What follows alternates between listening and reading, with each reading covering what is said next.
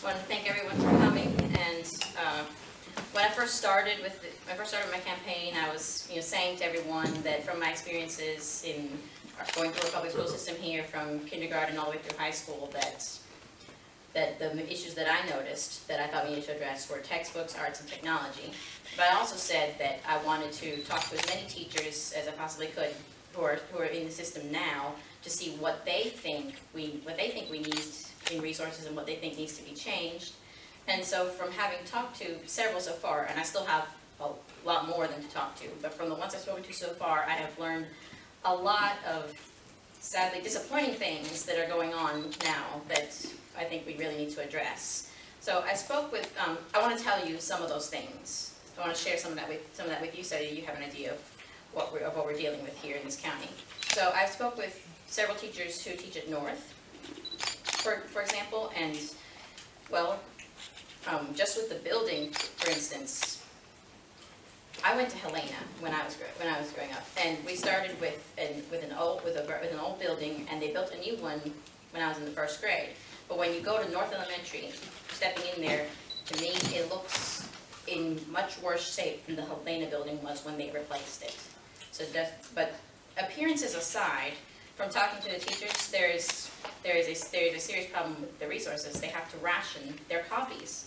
So I've had the opportunity to tutor the students there through working with the nonprofit Speed with Miss Mann here, and having that relationship with the students, I've gotten to see, through their end and talking to the teachers, how a lot of times they don't get homework and they haven't gotten EOG practice or anything because the teachers can't make copies because they simply don't have enough paper and ink to make enough copies for the students.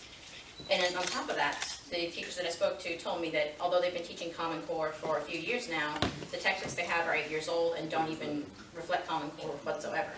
And so they're left to make up their own curriculum with whatever they can find on the internet, which is a serious problem for two reasons.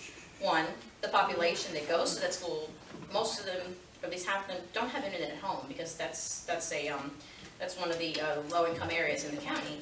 And the other problem is the fact that they can't make copies of things for the students. So they're left to just figure it out. So in addition to that, North is a Title I school. So they're supposed to have a ratio of staff to students of 1 to 17.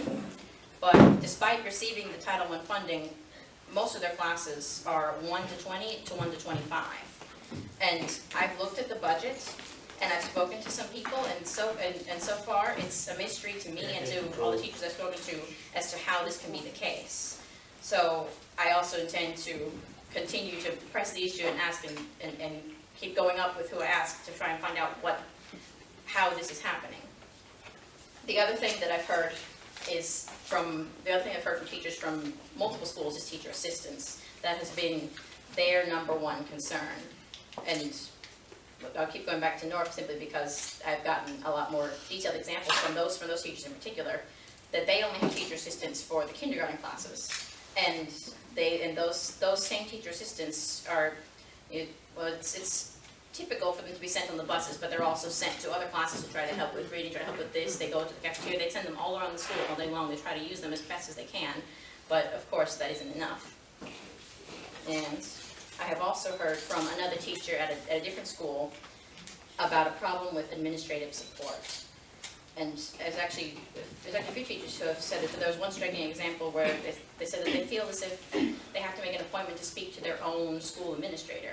Then when they go there with concerns, they always get dismissed, and that is just unacceptable. So I think that there are some very small, simple changes that we can make with our allocation of resources that would help to improve this situation. Because although the board doesn't have control over how much money it receives, it does have control of how we allocate it. So I've talked a little bit about this before, but and what I've heard from these teachers just serves to strengthen this, that I think that we need to put in guidelines to help give these teachers the support they need, and to give these students the resources to not only meet first of all, meet the basic needs, which we're not doing, but also to equip them for success. So one of the primary things we need to do is to put in guidelines that will keep the schools from from spending the money on the after-school extracurriculars, new equipment for that, until the copiers are filled and the textbooks are replaced if they're over 10 years old. So those are the primary things that I have done so far, and again, I wanted to thank you all for coming, and if you have anything you wanted to ask me about or tell me or let me know, I'm happy to hear it. Thank you.